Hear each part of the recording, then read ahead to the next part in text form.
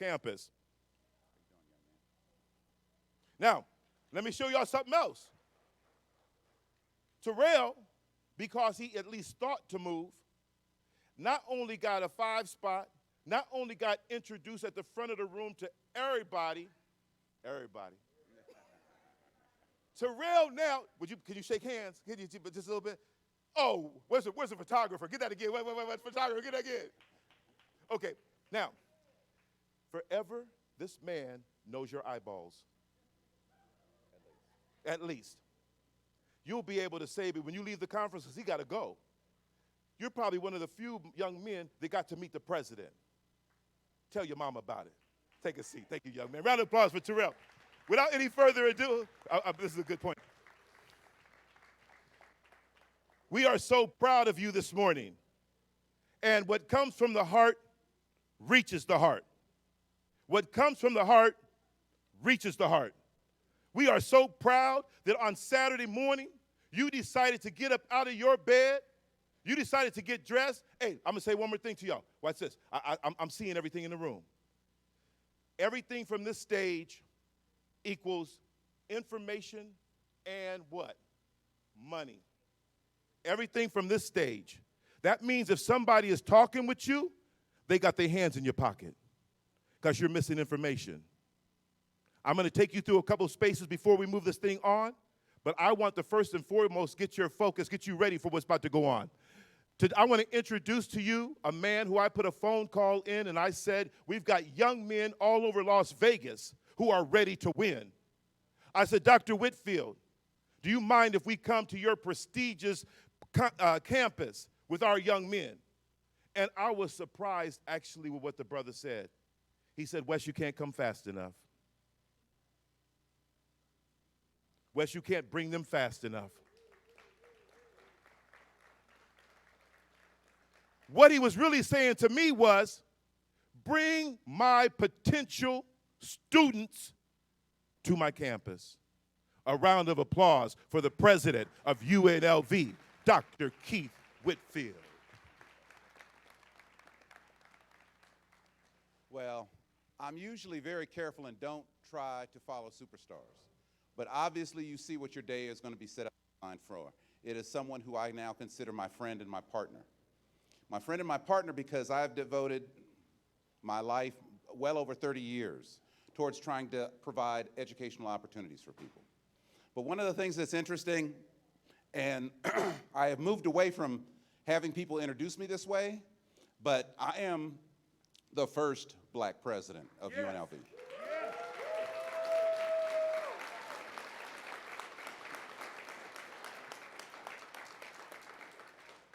And I understand that that's important.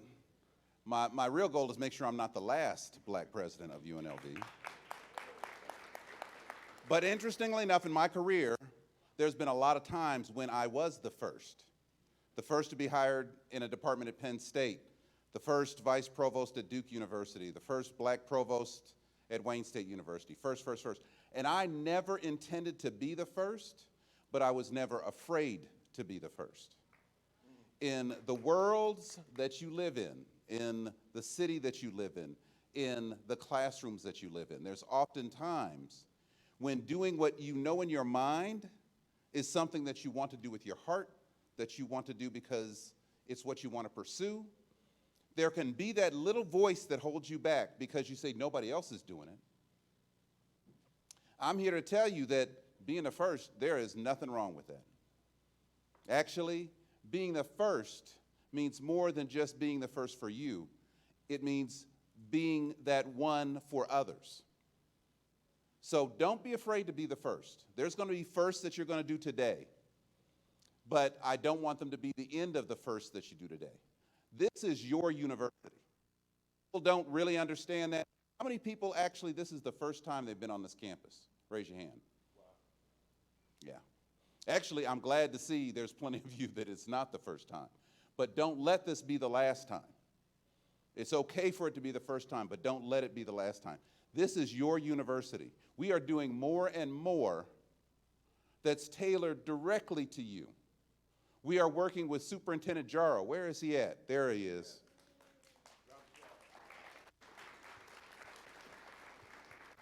That's my partner, because I can see that he wants to make every single one of your lives better. You have to believe that.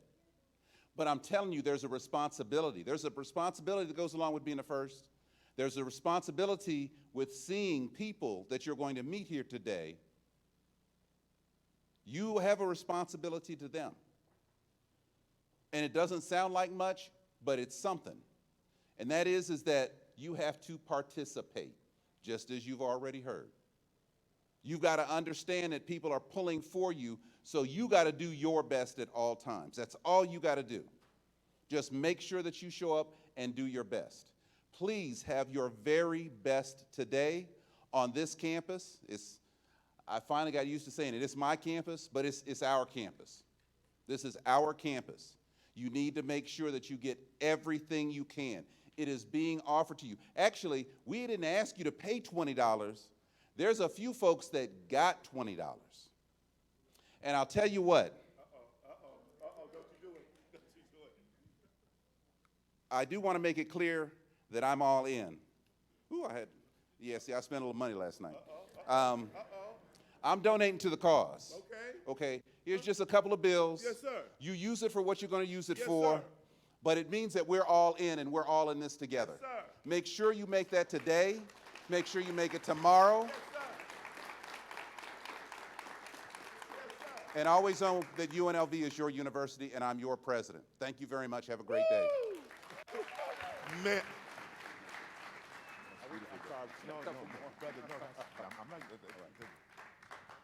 Come on, man. Quit playing with me, man. Quit playing with me, man. All right, man. All right, hey, check this out, y'all. There's a couple of house rules. First of all, all right, man. I've been around a lot of campuses, and I've never seen that before. No one's ever done that before. I'm the one who's always normally blessing my young people with some paper, right? That's because that's my thing. I know y'all instant gratification. Y'all need to make sure your dollars make sense. So I understand that. So I keeps a pocket full of them all the time. And y'all have to forgive my vernacular. Every now and then I get a little slang in my hookup. It's not that I can't discombobulate the average individual with terminologies and phraseologies conducive to relaying my point most effectively. I'm a cold thing with this piece. But every now and then I got to keep it 100. Is that all right? Now watch this. Couple housekeeping rules. I know you may be having a bad hair day, but take your hat off if you got your hat on. My homies, how much I love you. Next on the agenda. Oh, hey, real quick, y'all, check this out. Bam, Mr. Weston jumped off the stage. You ain't even told me to not jump off the stage. You should have said, Mr. West, you old. Look, he said, you are old, though. And y'all laughed on that? Okay, what? Hey, real quick, y'all, I'm going to hit you with something before I bring up. First of all, before we even go, and if any of the men, all the men in the room, even if you're sitting down, please stand up. All the men stand up. And also, not young men.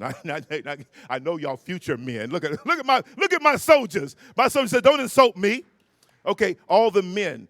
And now, fellas, young cats, I want you to look around. Just take a moment and look around. And I want you to see who's in this room.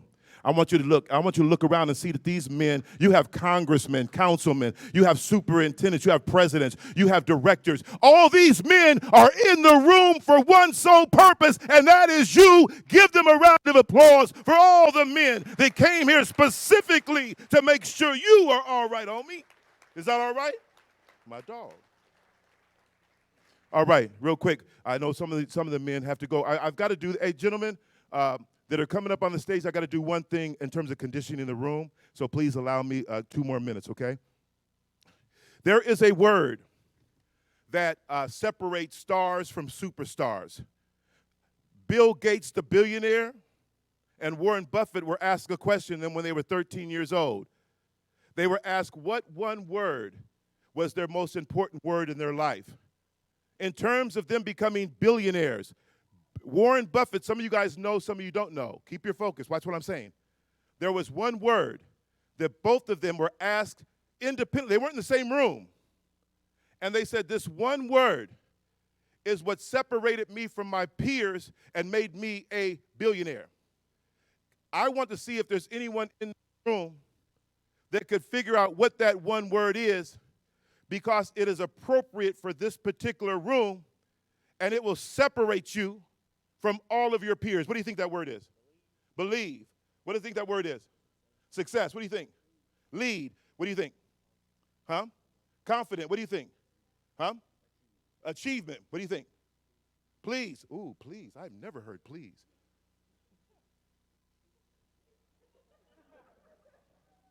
I ain't never heard please. Shut up and keep talking. Yes. Humility. Mindset. Huh? Say it again. Failure. Yes. Money. I'm about 2 more minutes. Yes. Okay, let me help you with the word. Huh? Grateful? Ooh, shut up and keep talking. Yeah. Huh? Positivity? Success? Yes. Dedication? Yes.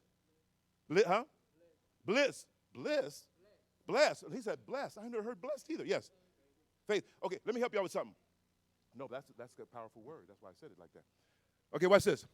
Real quick, I want you to use your minds and go deep on this equation. I've only got 1 more minute, 60 seconds.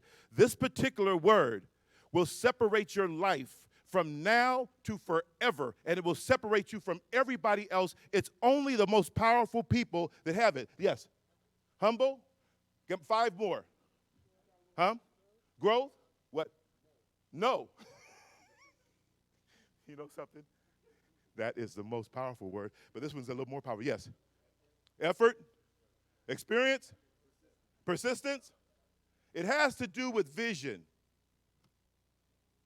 It has to do with vision. Yes. Perspective. Perspective. Huh? Work. Okay, I've got to move on. Real quick. Yes, over. Just yell it out. Yeah, yes. Anybody else? Okay, here's the word since no one knows. The most powerful word that will separate you from your peers. It's a word that mama don't ever have to ask you to take the trash out again. It's a question where it's a word where your teachers will never have to get you on point ever again. And the word is F-O-C-U-S.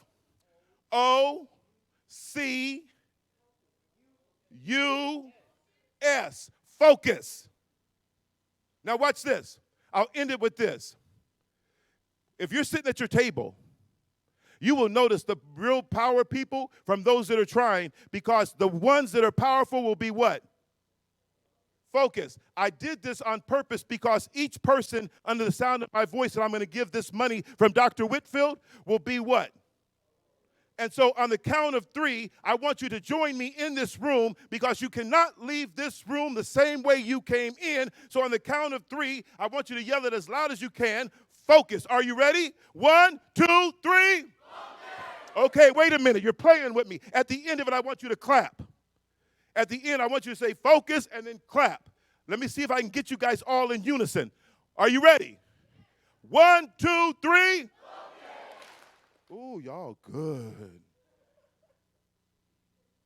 One more time. I want the UN. Dr. Whitfield, we're going to owe you a new roof, because we're about to tear the roof off your ballroom. Y'all ready? Prepare yourself for glory. That's a 300 Spartan. Okay. Oh. I'm sorry. I apologize. Are y'all ready? On the count of 3, focus, clap. 1, 2, 3. Give yourself a round of applause. This is the first inaugural Young Men of Color Conference at UNLV. Coming to the stage, another powerful brother. I got nothing but powerful brothers rolling up. Where's Sheena? Sheena? Sheena, where are you? Help me, sister, because I've lost my paper on who's next. I think I know, but I want to call it out of order. I think it's that amazing brother, Congressman Horsford. Huh? Come, I can't hear you with your mask on. Don't, but work with me, sister. Is it performance? Okay. Where is Real the Truth? Okay.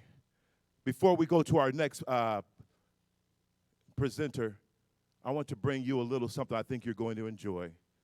Young men, ladies, I present to you Real the Truth. My brother. You might write me off in your book with your hurt and bitter cries. You might automatically demonize me because of the history and misperception in your eyes. But just like magic, I unexpectedly keep showing up unconquerable. Surprise. Does my stride upset you? How I can run laps around you in any workplace or in the bedroom? Now all of a sudden you astound. Because I walk, even though it's just little black me, my energy feels like guns abound. My tone and vernacular must be the bullets that make you an ambassador to harass me and shut me down. The way I'm treated, you can't expound. You must wanted to see me broken, tore down and confused. You must just wanted to see me lose sleep. What's being woken if I can't feed my kids and you're amused? Don't want to see me win, they'd rather see me in a tomb. Wish they could hang me with a noose. You must just wanted to see me choking. Kids hungry with no token. But on the contrary, none of this here is stolen. But still you arrest me instead of help me. Tried to teach me a lesson, me. But all they did was molest me.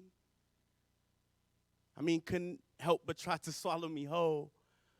Acting like they ain't know I liked it there and there. I ain't never cared. All this truth you don't want to hear? You don't want it here? Yo, why are you even here? You was just wanting to see me silently shed a tear? Don't they know I am the best me when it seems another human is only here to attest me? Yeah, I fear. It's kind of weird. But my dear, why do you hate that I affirm myself? That I'm confident and I don't settle for else? How do you hate that I discern myself? Try to belittle me, but I'm one unconquerable super Negro. Spreading truth so that we grow. Debunking lies with action. You say I can't, but I veto. All you got to do is leave me alone and I show you I ain't no zero. I overcome all. Signed, your unconquerable hero. My name is Real the Truth. I'm a poet here in Las Vegas. I got one more poem.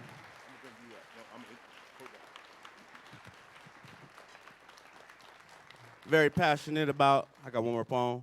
Very passionate about spreading my truth and providing a platform for the youth as well as my peers to do the same thing, as well as show them that this is a way, your art, your craft, whatever it is that you are passionate about is possible to make a living out of that. So that is what I do. But does the color of my skin offend you? I guess it do. Does the color of my skin offend you? I got my hands up, you still shoot. Too late to say that you did not intend to. Oh, that's right. You were protecting your life, claiming self-defense too. Dash cam caught the whole thing, but I should sit back and act like I should not feel the need to seek revenge on you. I should sit back and keep quiet, like the time I was frozen there silent, trying to understand why you're yelling that I need not resist you. I can't breathe. What do you mean? I feel my heart in my sleeve. Begging for my life, you didn't care about it, please. Let's be clear, the only reason you overpower a black king is with all those weapons in your backup team. See, if it was just me and you in this room, you'd be on your back, you see. Threat my melanin, helling them, so they gotta strike me from the back, you see. We've been wanting equal rights for years. Maybe that's just because they were afraid of the black in me. Wanted to suppress the black in me. Lynch, whip, kill one king, you can't kill us all. My brother is just reincarnated back in me.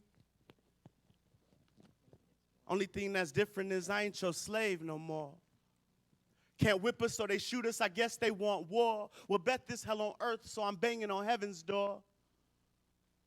Look at how they treat us, feeling like they don't even want to be here anymore. Does the color of my skin offend you? Could have tons of money in my pocket. That won't stop you from clenching your purse, thinking I need your profit. My hands up, don't shoot. My ID in my wallet. I got straight B's up in college. I love poetry and I always tell the truth. I run my own business, I know few do, but before you shoot, just listen. I have a pretty baby at home too. She's chocolate and I miss her. You just want her to be another one of those messed up daughters growing up thinking her father just dissed her. Thinking her father wouldn't have been there. Even if he did, I did not have the means to. Swear right now, I ain't even got the means to. Even buy diapers, but all her mother has to do is say the word and I got him. I don't mean to offend you. Now that I think about it, I just want to make it back home to my daughter. Poem. That's a poem, y'all. Just inspiring Check y'all one, to two, keep check going. 1 2, check 1 2. Doing your thing. Share your truth. Round of applause, Terrell the Truth. Okay, real quick before I turn it over to another brother of mine, I want you to rep your school or what organization you're with. I want to bring some more energy into the room, so I want you to be proud of where you're from. So on the count of 3, I want everybody else to be drowned out by how loud you yell where you from. Are you ready? Whatever your school is, whatever your organization is, on the count of 3, I want to see if I can hear clearly one school or one organization. Are you ready? 1, 2, 3. Y'all cheating. Y'all cheating. Y'all can't do it afterwards. Y'all cheating. Hey, listen. I did hear a heel. Did I hear a heel? I heard a vowel. I heard a gap. Okay, well, listen. I'm going to give y'all one more chance to rep then. On the count of 3, you see what you up against. I'm going to give you one more chance to rep. On the count of 3. 1, 2, 3. He like, Rancho. Hey, last night, check this out, y'all. Last night, I got an opportunity to go hang out with one of my colleagues. And I don't know if you've ever experienced this in your life before. If one of the people that were around you said they could sing or they could rap. And then all of a sudden, you're like, well, put it on song. I mean, show me. And I went out last night for a moment, and I got a chance to hear this brother. Now, I've always known him as Captain Ken Young, but last night he turned into Frankie Beverly and Maze on me. Now, some of y'all too young to know Frankie Beverly and Maze. That was your mama playing in the kitchen when she doing the Cabbage Patch. But anyway, without any further ado, I want you to give me your true focus. Bring him to the stage with a thunderous round of applause. This is Captain Ken Young. Good morning, good morning, good morning, y'all. What's up, what's up, what's up? Now, look, I heard some people that were saying the name of their school and their organization after he did the 3. So my question is, were they out of line or were they taking advantage of the silence? Somebody took advantage of the silence, right? Somebody said, I'm going to step away from the crowd and I'm going to do my thing. Who was that? All over here. Somebody said you got to get in where you fit in. On today, we trying to create some new opportunities, some new way to focus, some new way for you guys to get where you're trying to go. So I'm going to ask this question and I'm going to move on. We got to make up some time. Where are my potential bosses? Who got next? If you are the next, you are the next boss, I need you to stand up and make some noise.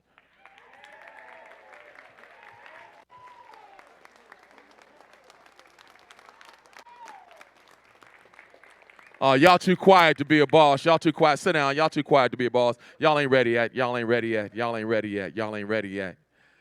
So as he said, I'm your other unk for today. So when y'all go back to school next week, And if y'all have any problems, tell him to call your unc, Captain Young.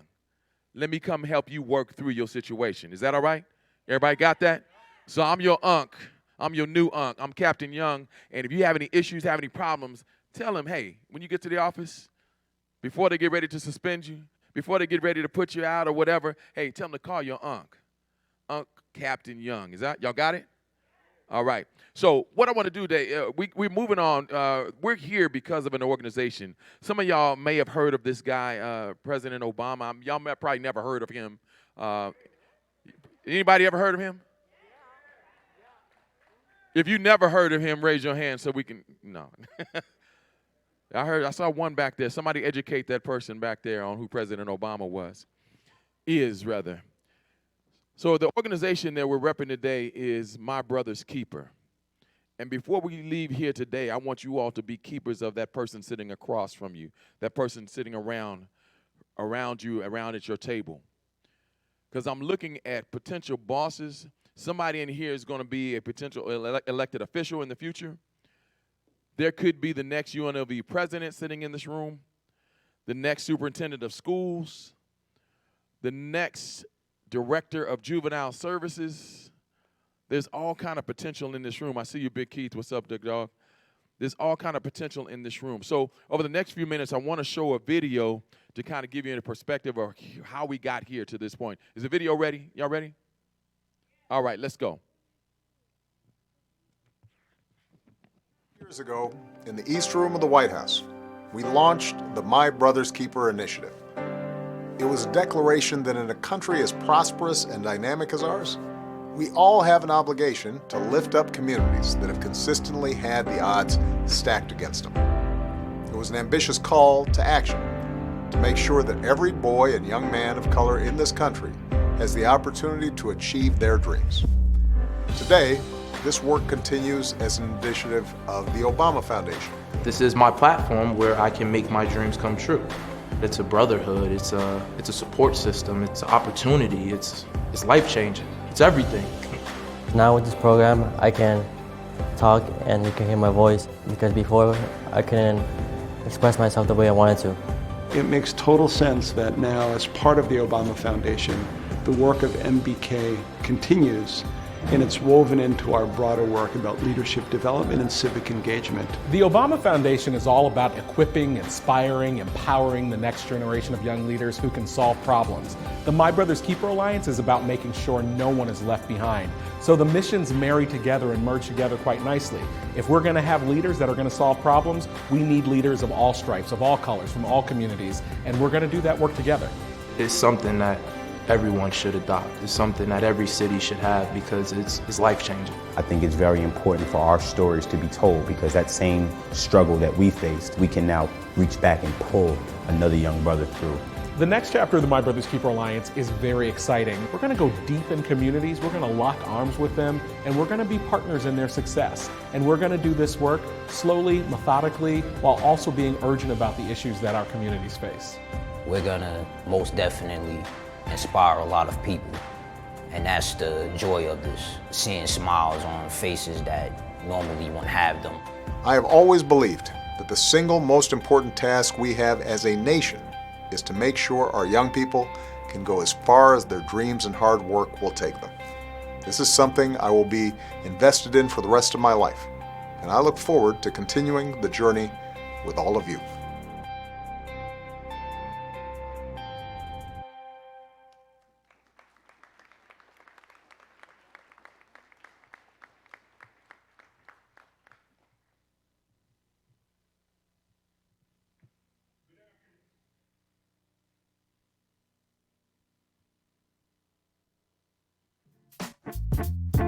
This looks good. You don't need this little clip art over here.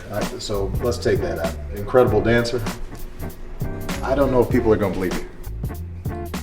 I see. You sure want to do that? Yeah, set me up. All right. The first time I saw the White House was in 1984. I just graduated from college. I was working as a community organizer out of the Harlem campus of the City Colleges in New York. You got to have your elbow in a little bit. Okay. All right. Release. Make sure it's on your fingertips. Maybe I should shoot lefty. You can try that. I got one shot at this. Oh, yeah. Oh, man. That's what I'm talking about. That's what I'm talking about. That's science right there. I'm really proud of you, man. That's a wonderful volcano. Thank you, man. You don't need all the time in the world or all the answers to be the mentor someone needs. And you don't need to be an NBA star or the President of the United States to be someone's hero. Support My Brother's Keeper. Be a mentor. Make the time. Go to mentor.gov and mentor in real life. All right, y'all, clap it up, clap it up, clap it up.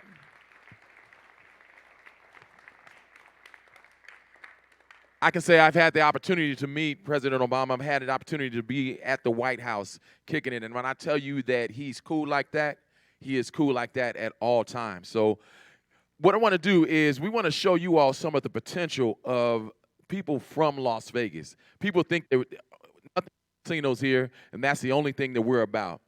What I want to show you today is some of the potential of some of the people that have been sitting in rooms like this, just like you, going, what in the heck am I going to do with my life? Where am I headed? This brother here is from Las Vegas. He's originally from Las Vegas, so he's a product of Clark County School District. He's a product of the West Side. He's a product of many things here in Las Vegas. I'm proud to present to you the District 4 Congressman Stephen Horsford. Y'all, give him a hand.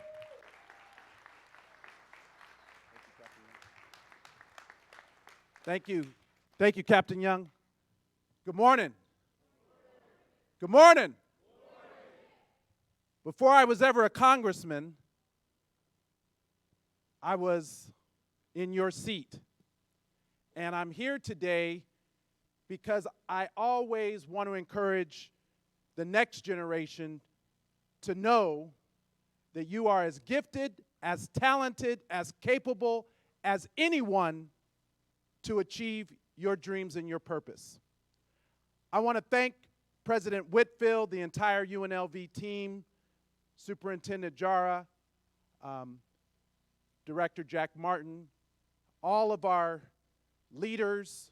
Wes, thank you for your leadership. Captain Young, I saw Chef Jeff in the audience, and Tony Gladney. These are men who I've gotten to know over the years who do great things in our community. Councilman Cedric Creer and Commissioner William McCurdy. But I want to just take a minute, because a lot of times when you see somebody in front of you with the title, dressed up in a suit, sometimes you think that maybe they always had that success. And this service doesn't come easy, and it comes with the sacrifice. And so I want to be a little bit honest and transparent with you and tell you a little bit about who I am as a person, not who I am as a politician. So I was born and raised here in Las Vegas. I'm a graduate of Clark High School, go Chargers. And I went on to attend and graduate from the University of Nevada, Reno. Sorry, go Wolfpack. But growing up in the historic west side of Las Vegas, I was raised by my mom. I'm the oldest of four. And my mom overcame a lot in her life to be where she's at today. She originally immigrated to the United States from Trinidad when she was just 12 with my grandmother. And after making her way from New York to Las Vegas to settle here to make a better way of life for themselves, my mom ended up having me when she was a teenager. Shortly thereafter, my grandmother got sick and they couldn't leave the United States. My mom ended up falling into depression, ultimately addiction, and today she's clean and sober 28 years from drug addiction.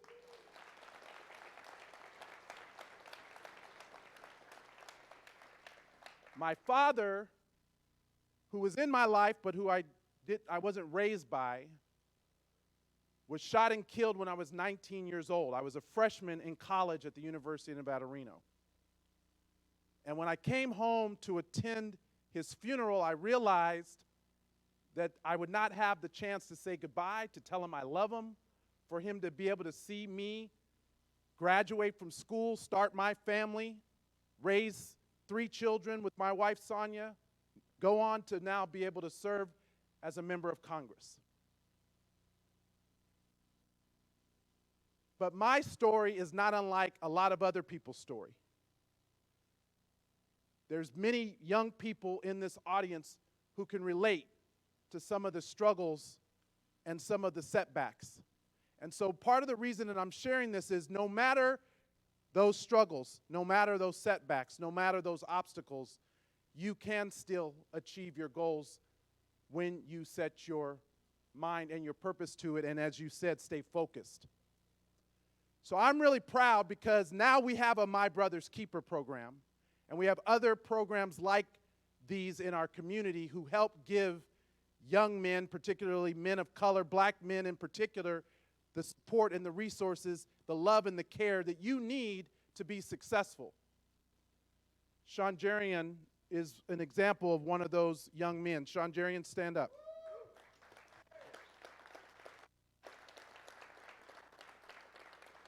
Sean Jarian can tell his own story, but he is a young man who has also dealt with challenges and struggles growing up here in this community. Was shot in his face when he was 17. Could have given up, could have retaliated, but decided instead to turn his life around, and he's now an anti-violence advocate and a youth coordinator at Nevada Partners while in out states. And Sean Jarian and a group of young men met with me recently, you can go ahead and have a seat, to talk about one of the bills that we are now working on in Congress called Break the Cycle of Violence. It's a $6.5 billion investment from Congress into programs to break the cycle of violence, to provide prevention and intervention programs to end violence, particularly gun violence in our community. And on top of that, to provide $1.5 billion of funding for education, workforce development, and resources that young people tell me all the time you need. So when I leave here today and I return to Washington, I'll be working to get that bill passed as part of the Build Back Better Act, and then bring those resources back to Las Vegas so that you can put those programs to use in our community. But it happens in places like this where you all can shape how that should look in our community. I'll end by saying this. When we were meeting with these group of young men recently, they told me, I asked them, what is it that you need to overcome some of the struggles, the obstacles, and just to be successful? They told me they needed a safe, caring, nurturing environment with an adult who cared about them. And that's what every young person deserves in our community. That's what My Brother's Keeper is about. And I want to thank all of the men and women who are helping to make this possible. And my commitment to you is to be your partner in this program every step of the way. So thank you. Appreciate your work. God bless you all. I'll say this. I don't have $20, Wes, but I do have this. I have $20,000 in scholarships available in my office. If you are a junior or a senior, or you're currently in college, then you need to contact my congressional office. Selena Harvey is one of our representatives here. Every year we provide at least $20,000 in scholarships. And last year, I didn't have enough young men apply for the scholarship program. I have a lot of young women.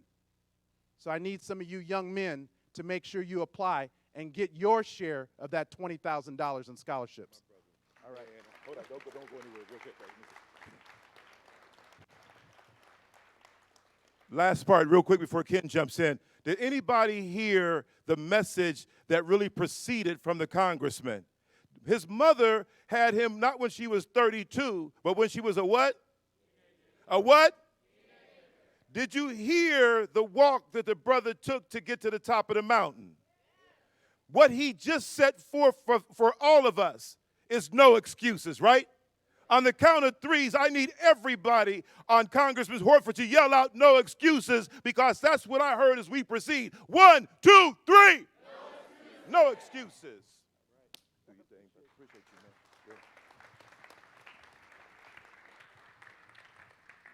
Before we go to our next person, I want y'all to yell something else out to the person next to you real quickly. I want you to yell something positive to that person. You guys ready?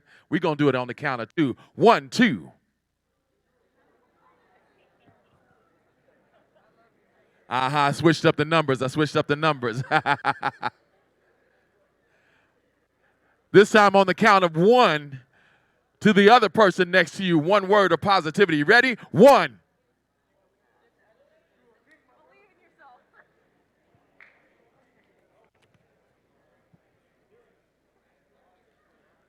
All right. That's what's up.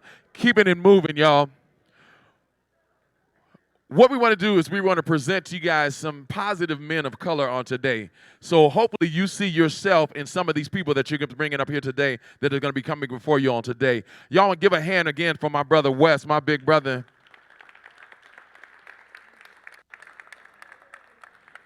We're going to jump over to Ward 5. I want to bring to you Councilman Cedric Creer. Y'all give him a hand.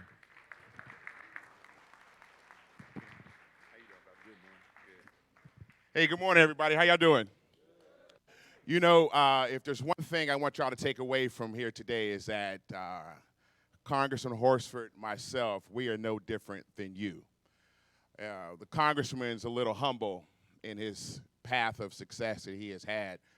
You may or may not know, he and I ran against each other for the Nevada State Senate back in 2004.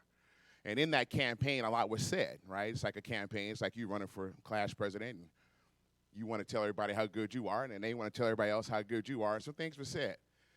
I lost, he won. So now we got a point in life. He and I are going to continue to go back and forth with each other, or are we going to work together to try to be better for our community? I can say today, he is my friend. He is my colleague.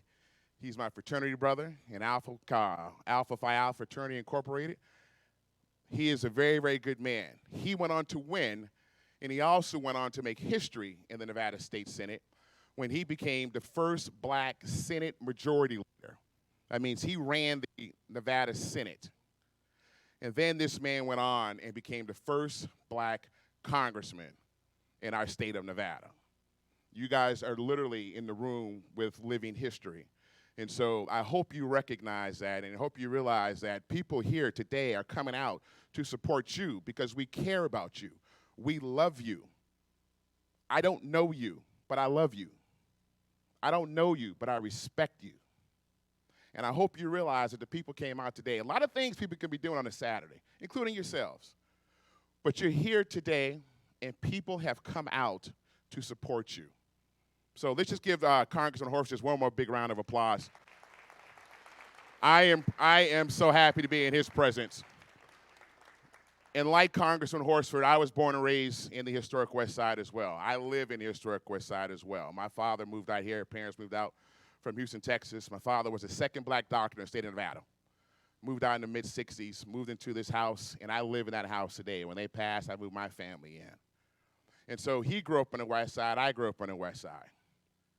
We are no different than you. I hope you understand that. As a kid, I used to come out here to UNLV just like you did and be a part of the summer program and to be a part of mentorships that were taking place. Literally, I am no different than you. I happen to be a Las Vegas City Councilman. I represent an area called Ward 5, which is half of downtown. It represents the entire historical West Side. Lake Mead, Rainbow, Cheyenne, and then also downtown where the Smith Center is and the World Market Center is located. But I'm no different than you. I graduated from Gorman High School, and I went off to Howard University back in Washington, D.C. HU in the house. Dig it. If there's some bison in the house, love it, love it, love it. But it's a historically black college or university, HBCU. I think one of the best. I think one of the most esteemed institutions in the history of colleges and universities in the country. I was fortunate enough to play tennis there. I was on a tennis scholarship. I met my wife there. We met the second day I got to school. I was on fire the first day. I just had a simple philosophy. I'd walk up to a girl and say, hey, how you doing? What's your name? Where you from? Real simple concept, right? And it worked. It worked with my wife. We've been married for 27 years. We have been together for 34 years. I'm blessed. I have two amazing daughters. And I tell you this because, once again, what? I'm no different than you. I have two wonderful daughters. One's a senior in high school. One just graduated from Howard.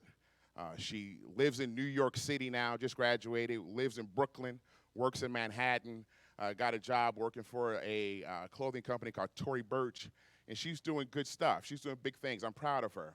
I tell you this, why? Because I'm no different than you, right? I have a brother, grew up in the West Side with me. He's not from LA, he's not from New York, he's in the music business. He manages music artists. He started out managing music writers and producers. He went on, he managed everybody from Cisco Drew Hill, 112, Mary Mary, Janet Jackson, Backstreet Boys, manages Tony Braxton, manages Kim, and others. I tell you this, why? Because I'm no different than you. He's no different than you. He didn't grow up in a music family. But you know what he is? And this is a term that's used, you could take a lot of different ways. He's a hustler, man. Right? You know, there's bad hustle, and then there's good hustle. How hard you want to hustle in this world to make it, to do what you want to do with your life. You got to hustle. The hustle is real. You put your head down, you stay what? You stay focused. You stay determined. You stay on path to your goals. You too can do what you want to do in this life. No one's got to come and pat you on the back and say, hey, you know, no. It's a cold world out here. It's hard. It's hard for everybody. It's hard for me. It's hard for me to be elected as a city councilman. It's hard to stay elected. It's hard to represent our community. Nothing is easy in this world. If you think that it's going to be easy, if you think someone's just going to come up there and just, give you the golden pathway to success, you're fooling yourself. The hustle is real. It's hard. If no one's ever told you that before, then here, I'm the first person to tell you. But I love you, and that's why I'm telling you. I respect you. That's why I'm telling you. You're going to have trials and tribulations. Bad things are going to happen. Good things are going to happen. You also have to recognize that good things are going to happen in your life and pat yourselves on the back and say, you know what? I did good today. That was good. Let me move on to the next challenge. Nothing comes easy in this world. I hope you guys realize that. I tell you why, because I love you. And as a council person, I represent a community that I lead the community in different pathways that we're doing. I represent the historic West Side. Unemployment's at 15%. We got to get unemployment down. We got to get people working. We got to get people trained and prepared to go to work. We have a homeless issue in our city. Half the homeless population resides in my ward. We got to address that humanitarianly. And then on the revitalization of the historic West Side. Many of you maybe live in the West Side, from the West Side, your mama live in the West Side, your grandmother live in the West Side. Somewhere along the way, you guys know and been over in the West Side. And we're working on that. It's not easy, but we're working on it. We're making progress. So if there's something that, you guys can take from this today, please take away the fact that I, Congressman Horsford, and others in this room are no different than you. We all sat there like y'all, man, trying to figure this out. We've all had our fair share of challenges and problems and made mistakes over the life. Don't beat yourself up when you make a mistake. I'll tell you the same thing I told my kids and my nieces and my nephews when they go off to school, when you start doing yourself. You know what the right thing to do is, and you know what the wrong thing to do is. Choose wisely. Don't act like when you're sitting there doing something wrong, you don't know you're doing something wrong. You know you're doing something wrong. You're saying, I shouldn't be doing this. Choose wisely. Make smart decisions. Stay focused. Put your head down. Go to work. Don't get distracted. Don't let somebody take away your dreams or the dreams that you want to do. So I want to thank y'all for having me here today. I mean, I don't think you realize it's just more of an honor for me to be here today than it is maybe for you guys to be here. But it's a blessing. Thank y'all for having me. I want to now to a little bit of ceremonial. I have a proclamation that I'd like to present to the both of you. And I'm going to read it because I think it's important to understand really the history of what this is all about and why we're here.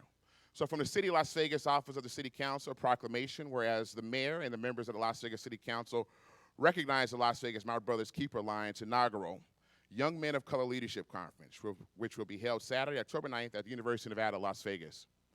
The MBK Conference inspires, uplifts, and empowers boys and young men of color by providing the necessary tools and opportunities to grow as individuals.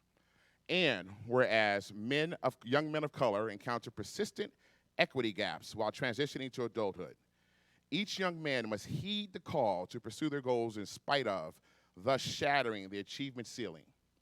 And whereas the MBK and young men of color members and leaderships are committed to build a safe and supportive communities where boys and young men of color feel valued and have clear pathways to higher education. And whereas the Las Vegas MBK Alliance promotes equity in education, social justice, supports community engagement, and economic mobility to young boys and men of color. And whereas the Las Vegas MBK Alliance has created a culture in which young boys and men of color have both the ambition and capacity to pursue college and career training post-high school graduation.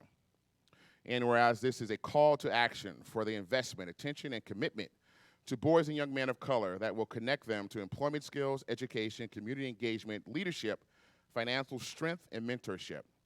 And whereas we are proud to have the leadership of My Brother's Keeper and young men of color in our community to inspire our young men of color and lead them toward attainable opportunities to have a prosperous future. And now, therefore, we, the mayor and members of the Las Vegas City Council, urge the entire community to join us as we do hereby proclaim October 9th, 2021, Las Vegas MBK Boys and Young Men of Color Day.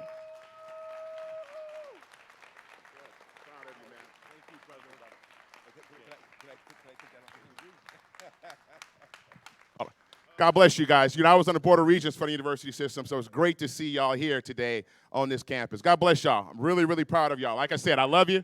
I don't know you, but I love you.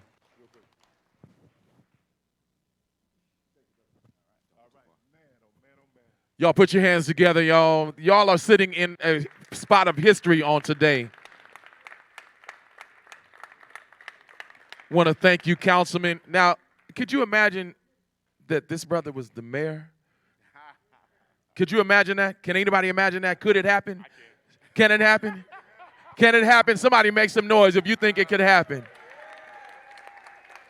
I'm not plugging. I'm just supporting. Appreciate you, man. Okay, real quick before we move on. Everybody stand up real quick, real quick. Everybody stand up. I want you to move your seat to the right. Go to the next seat to your right. Move yourself to the next seat. To your right, to your right, to your right.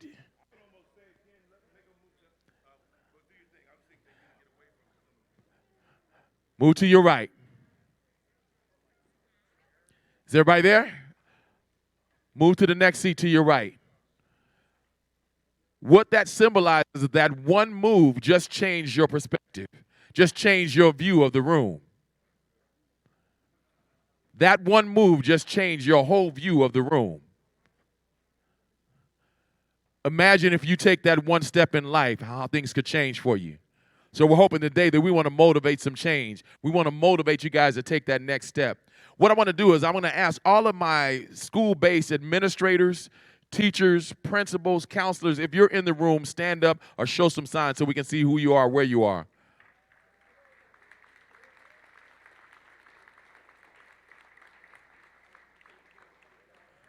This is a small representation of those that believe in your potential. So this next gentleman I want to bring to the microphone right now, he has come in and made some wonderful changes here in our district, responsible for a little over 310,000 students, about 47,000 employees, well over 400 buildings. This guy is taking all the scars, he's taking the hits, he's taking the praise, he's taking the ridicule, he's taking it all. And I'm glad to be able to say that here's my boss, Dr. Jesus Jara.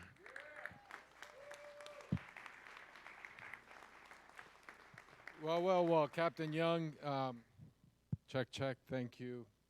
Not that I'm going to rap or anything or poem. That's not my style. That's not who I am. But I'll tell you, I am so glad to be here. Everybody, and I'll just say this, there's a couple of words that I heard. Somebody said no, right? No, right? Don't ever listen when people tell you, no, you can't do this. And persistence, and I'll talk a little bit about that. And I'll go brief on my story, but if it would have been if I would have listened to my counselor in high school when I said I want to go to college and she says no, you can't. I've been looking for her. When I was a principal, I wanted to go back to my high school and said, guess what? Now that I'm superintendent, I'm still looking for her to say, guess what? Guess who's leading the 5th largest district in this country? So don't ever listen when people say no to you that you can't do this. Persistence and perseverance. There's nobody Captain Young just mentioned, ridiculed, the scars that I've taken since I've been here. But the perseverance and the persistence you have to lead on behalf of children, it's uncomfortable for adults, right? But what are they going to say to me when I was in middle school and my dad decides to leave, 5 of us, with a mother with a 6th grade education? Undocumented. And my mom says, let's go back to Venezuela. And we said, for what? We'll figure it out, Mom. I think we figured it out. Not because of what I did, it's because of the adults in school that helped me. What that counselor said, I had my English 12th, Miss Bridges, says, you can do this. So there's other teachers, and they're in the room here with you, administrators, counselors that believe in you. So these are the things, I'm so glad to be here, and I'm glad you're here. Because there's people in this community, you heard from a congressman, you heard from a councilman, you heard from Captain Young, you heard from others that are standing, the president of UNLV, that's standing, believing in you, and we have to change the script. We have to change the script in this community about what they say about black and Latino boys. This man right here, Jack Martin, I still remember the day sitting in my office. Said, órale, Superintendent Jesus, ¿cómo está? First time I met him. And we were talking about our student data. And all our data, since I've been here, we're over-suspending black and Latino kids. And I said, yeah, it's a problem. I said, but let's change the script. Let's talk about, and this is why I love this picture. And I love what I saw from our president, President Obama, that had the vision on My Brother's Keeper. Because when you think about it, and I said, where are my black and brown children not taking Algebra 1 in middle school? Why are they not taking advanced placement? Why are they not taking dual credit? Yeah, because they're being suspended. So let's keep them in school because you can do it. You can do it. You, and I'm gonna be brief because I got plenty of people here behind you. And this is what drives me, because that counselor that I said I couldn't go to college. I also had teachers says you can't go. I didn't even know that an AP existed in my high school.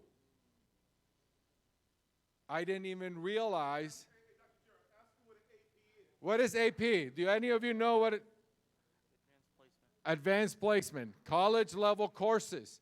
We have them in every school, but there's a problem in the Clark County School District, and we are trying to fix it because we have more opportunities in Green Valley and Coronado than we do in Cheyenne, than we do in Canyon Springs. That is a problem.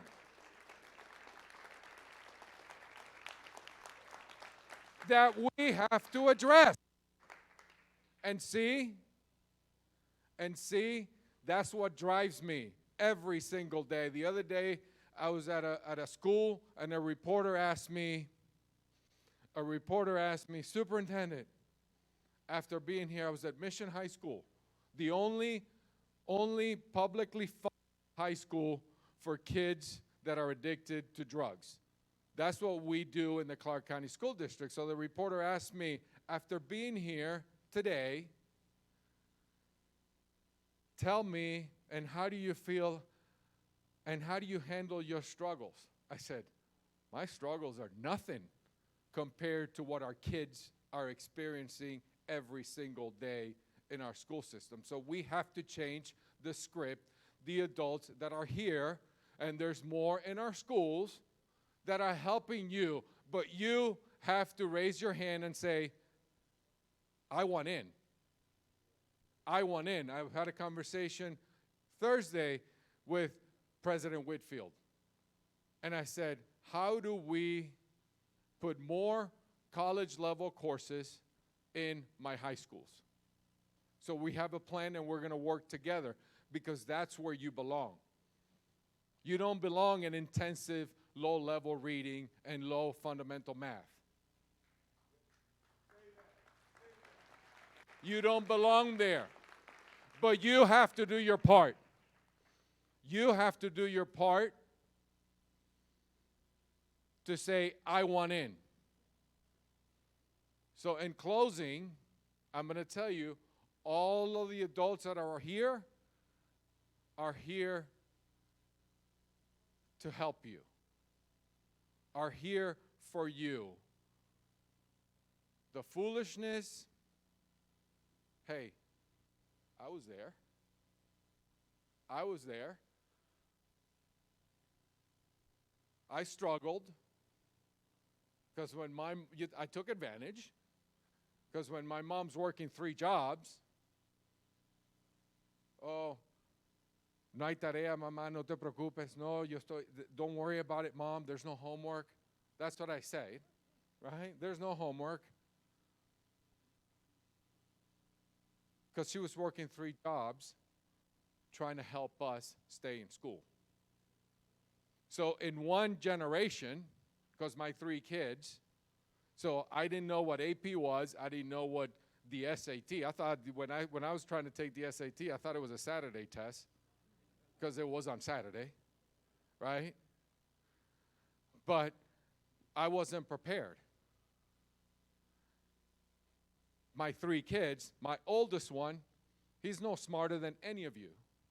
He graduated high school with 12 advanced placement courses. 12.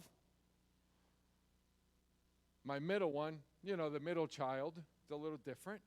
He graduated with 5, but she also graduated with a welding certification, right? Career and college ready. And then my daughter, boys, it's okay, but, they're more focused. That's what we have to focus. My daughter graduated with 50 college credits in high school. No different than any of you. So if you're in middle school, you better go see your counselor. I'm going to give you a homework assignment. She laughs every time I say homework. Well, here's a very simple homework assignment. On Monday, if you're in elementary school, you better go to your counselor, go to your teacher, because that's what I was having my kids do. I was having my kids in the 4th grade and the 5th grade asking their teachers, am I ready for Algebra 1 in 7th grade? And then reporting back to me, and they go, yeah, Dad, what my teacher says I will be. I said, okay, great, that's all. So if you're in the elementary school, go to your school and say to your teacher, am I going to be ready for Algebra 1 in 7th grade? That's your number one homework for you in elementary school. In middle school, you ask, how do I get into Algebra 1 and geometry? Because those are the key courses to get to college and be successful. And in high school, you better ask, how do I get into advanced placement? How do I get into the dual credit courses? How do I get into the career technical courses in your school? Because you have to help me. As the superintendent, I'm asking you, I'm begging you, you have to start demanding to be in the classes.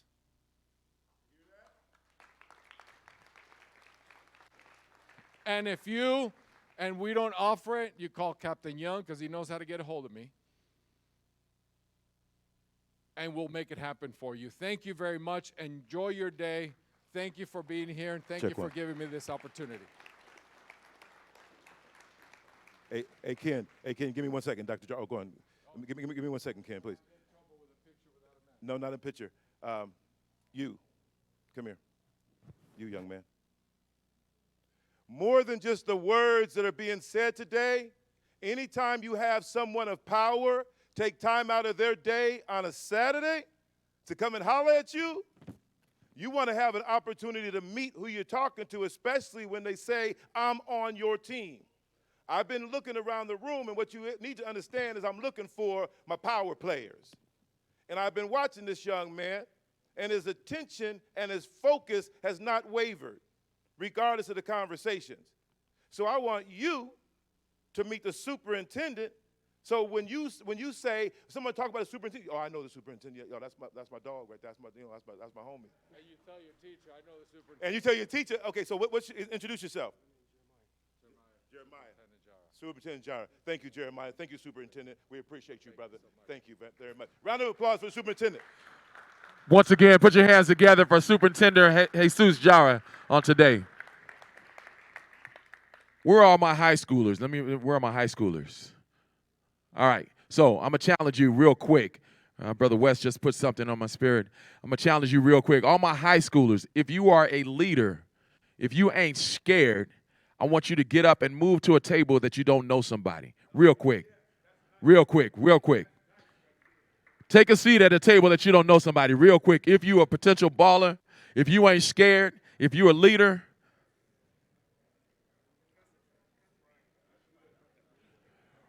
Real quick. Once you sit down, introduce yourself.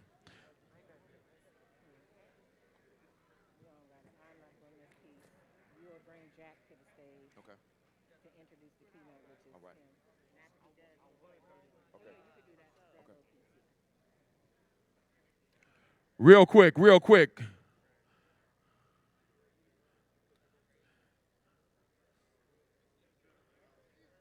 Real quick, get to a seat to somebody, you don't know somebody at that table. If you're a baller, if you're a potential leader, introduce yourselves.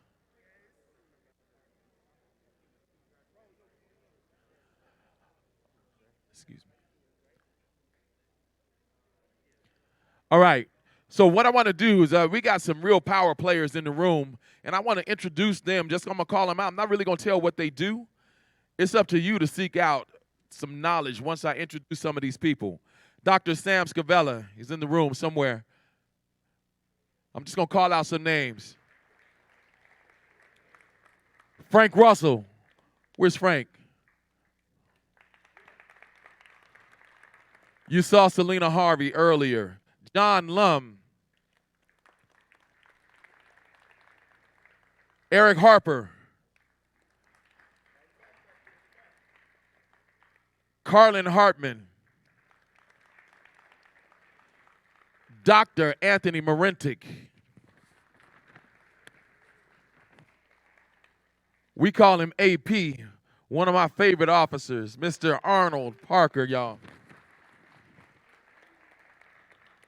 Big Keith, where you at? Big Keith Bourne was here earlier.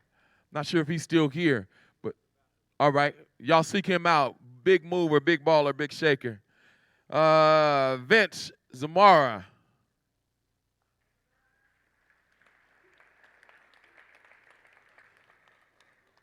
Another big baller in the community, Tony Gladney, y'all.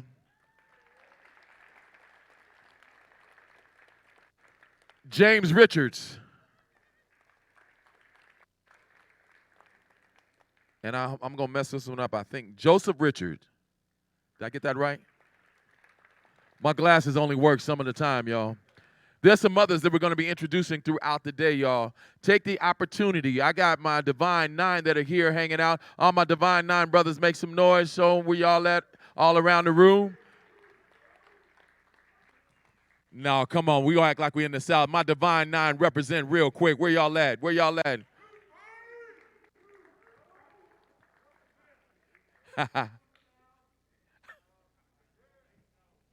Some of y'all will understand that a little bit later, y'all. This next gentleman is one of my partners in chaos, as we call it. How many of y'all got that one friend that when you go to gatherings, you have to stay close to them because you might have to fight your way out? But you know their heart is real, and they real about their game. This is my partner, y'all. This is my twin brother. The director of juvenile services, y'all. He's a real one. Y'all welcome to the stage, Mr. Jack Martin, y'all.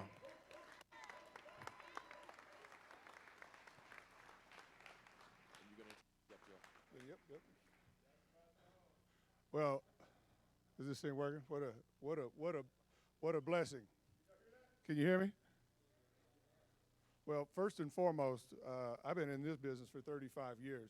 I started in the prison system when I was 19 years old, so usually when I sit in front of a room of this many young men of color, it's all negative.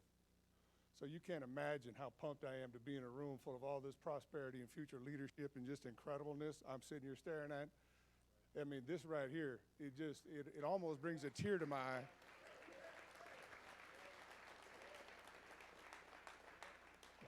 When I tell you I've been working in prison since I've been 19, I'm telling you I've been working in prison since I was 19, and there's not a whole lot of folks in there that look like me. And that ain't right. Because you can't tell me that you're 8.5 times more criminal than I am, but yet you're incarcerated 8.5 times more likely than I am. So with that fact, and I don't want to say that to bring this down because you're about leaders and you're kings and you're going to make this world better. You're going to make it a lot better than I've ever been able to make it.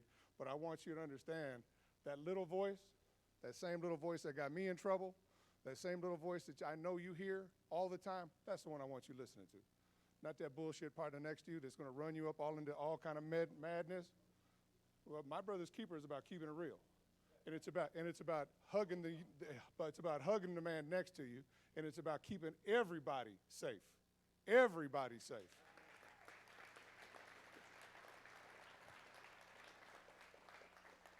So I just can't imagine the power that's in here, and I get this distinct honor and pleasure to introduce a very dear friend of mine who's going to really lift the roof off of this place. And I'm going to just spend a minute. Chef, can I spend a minute? So I got an opportunity to meet the chef a couple years ago, 4 or 5 years ago. We're talking accomplished author. 4 books, right? We're talking about a story, grew up in the same neighborhood as I did, grew up, is now changing the world. In the last week, I think we've been to Arkansas, not we, because I'm here, I'm a civil servant working my ass off right here.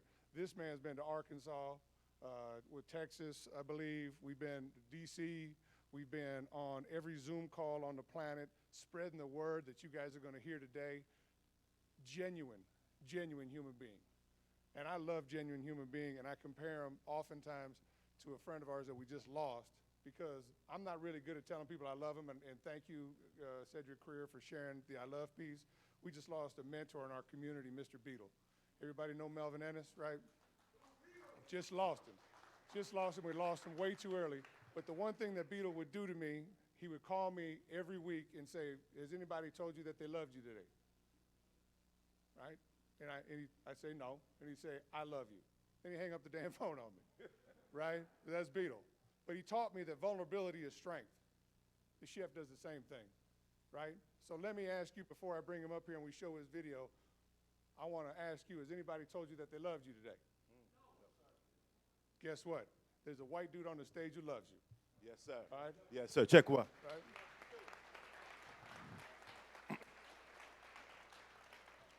Before we bring Chef Jeff on, let me put you up on game. Anybody know about that, old school? Let me put you up on a little game. Let me put you up. Y'all ready for this? Is y'all ready for this? I was having a struggle when I rode into your city because I'm living in L.A. and I partnered. Is that me?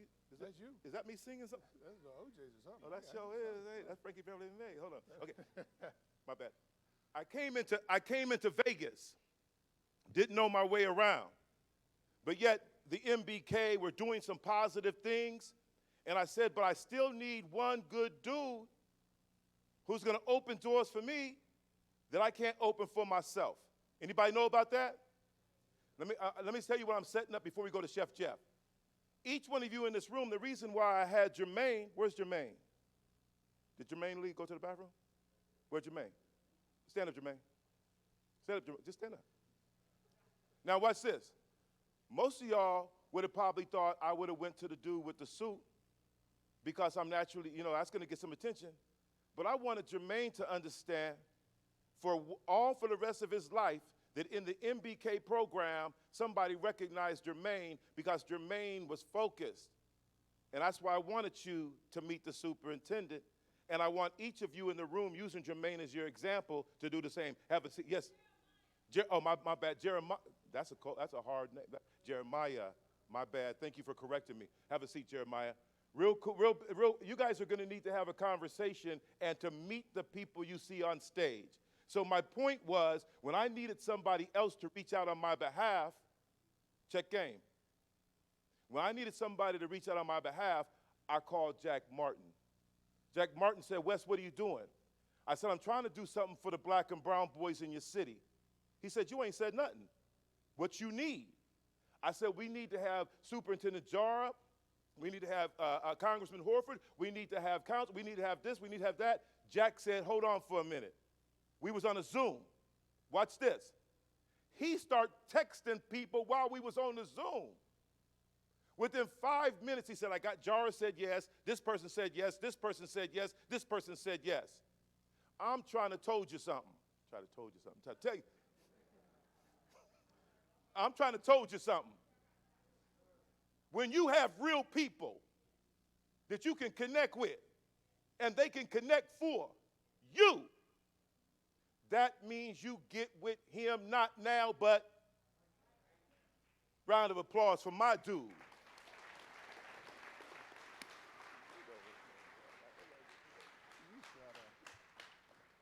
So now that he's knocked that whole piece right off the rails, my job was to introduce the chef. Chef, I can't tell you how much I respect and love your work. I watch you with my boys and my children who oftentimes are marginalized and systematically ignored. I watch you with these children, Chef. It makes me proud to know you. It makes me incredibly. I'm stronger for knowing you. I think we're all going to be better for hearing your message. Anybody who doesn't know, I'm going to do a shameless plug for him just because that's how much I love him and his program. Please get on your internet, your interweb, whatever, when you get home. Check out the Chef Jeff Project. If you like oxtails, bring your ass out there on Saturday. The correctional fried chicken. If you want to eat right. Come out, support a program that is putting it right back in for our children. With that being said, can you please roll the chef's video? And Chef, can I please invite you up to the stage once your video is done playing? What are you doing here? Stop it! Why are you here? Is there anyone with you? Just my baby. 911. Yes, I believe that there was a student here with a gun. He was shot out of the window. I believe one person.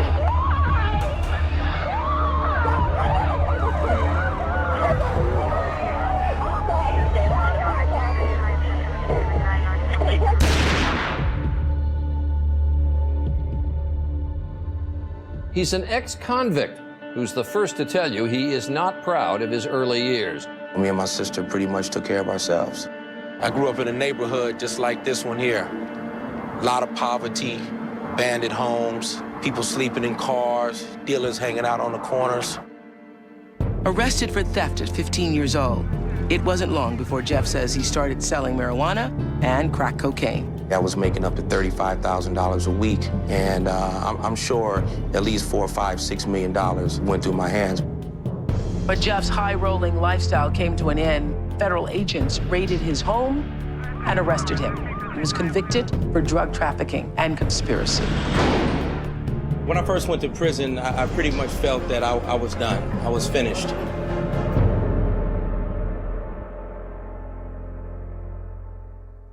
It's never too late to have a wake-up call. There's always time to recognize that you have the power. I began to accept responsibility for my past. When I went to prison and I was experimenting with food and putting out great pastries and entrees and stuff, people were like, wow, Jeff in the kitchen today. From the prison yard to the Las Vegas Strip. Food is one of the most important things to a person who is incarcerated. Chef Jeff's journey has been anything but ordinary. Prison saved my life. You know, I was rescued from the streets. But I hope these young people can make the change in their life in society today without having to go to prison and take that journey that I had to take. He became the first African-American executive chef at Cafe Bellagio. You know, I had to straighten up the way I walk. You know, I had to clean shave my face. Is a New York Times best-selling author, former star of the Food Network's The Chef Jeff Project, and today is the host of the nationally syndicated television show, Flip My Food. Hi, I'm Chef Jeff, and welcome to Flip My Food. This is one of the better guys in the business and one of the top chefs in the country today. I gotta tell you, what a great story. Chef Jeff Henderson. Welcome, Chef Jeff.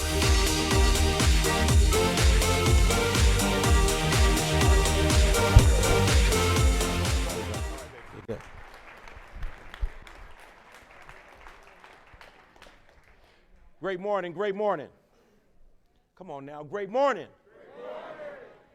The reason why I say great morning instead of good morning, because we all must understand that powerful word, being grateful. Grateful that we woke up today. I'm grateful that I'm alive. I'm grateful that I'm no longer in prison.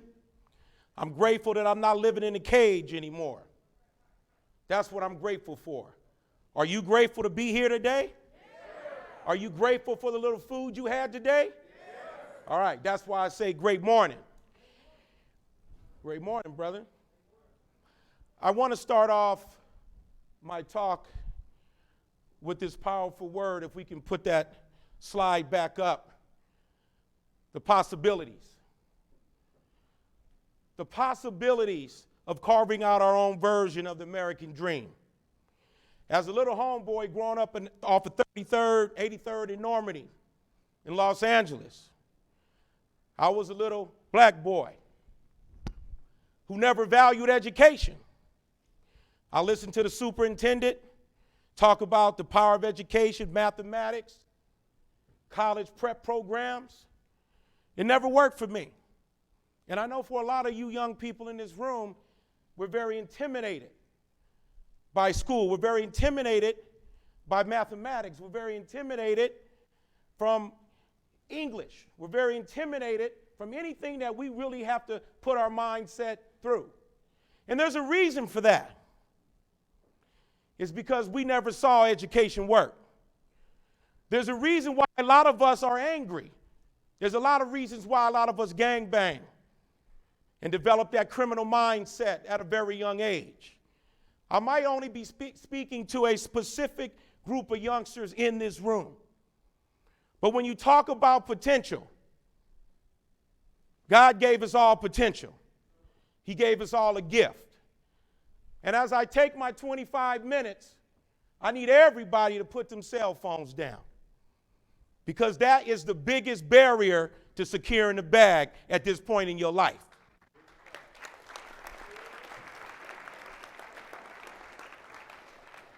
You see, when we grow up in adverse childhood experience, and I know that's a fancy word, adverse childhood experiences. That means underprivileged, grew up poor, grew up not having a daddy in the house, grew up in a house or an apartment or in the projects where we woke up in the morning and some of us never said good morning, mommy, or good morning, daddy. Where many of us had to wake up in the morning and see different men coming out of our mother's bedroom. Imagine how that impacts a young mind of a young boy, because we love our mothers. And a lot of times we are mama's boys and not daddy's boys because we didn't have fathers. Many of us grew up calling another man daddy because our mother didn't know who our father was. Many of us grew up in a house where we never saw love work. We never saw marriage work. We never saw community work. And then we ask ourselves, why do we have a community in a nation of youngsters who are killing that don't value human life? It's part of self-hatred. Education is great. College is great. UNLV is great. All these great higher institutions. But when you go to a school, when a teacher don't look like you, and that teacher lacks an emotional and cultural connection to us, it's very difficult to comprehend what that school teacher is trying to teach us.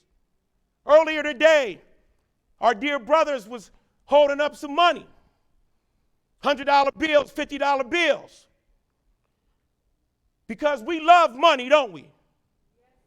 We love money because of things that we lacked in our life. But if you don't have the right mindset, what the hell are you going to do with that $100 bill? Are you going to invest in your future? Are you going to make a deposit into you becoming a better you? The only reason why I had the video show is because I wanted some clout with you all. It ain't about me. I'm 57 years of age. My daddy bounced when I was young. I used to come home from school, and I saw the sugar daddy sitting on the couch with my mother. You know what that did to me? That gave birth to my street hustle mindset. Because the reason why us young men of color, young black and brown, and even poor white boys, the reason why we hustle and become criminalized at a young age is because of that one desire to help our mother. And for many of us, our mothers told us that we were the man of the house. How many of your mother told you you was the man of the house? And see, when your mother tells you you're the man in the house, she's indirectly putting you in the pipeline to prison. And then how are you going to become a man when you don't have examples of men around you? Right?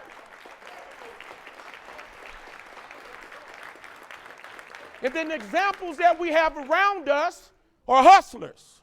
They get in that bag on the street, instant gratification, because when you grow up in poverty, the addiction is money. You see, there's a big challenge in our community, not just here in Las Vegas. I've been here for 20 years of my life. And I want to give a special shout out to the MBK folks, because this is the first time that I've ever been invited to anything like this in this city. I was the first black homeboy convicted felon running a $30 million restaurant at the world famous Bellagio.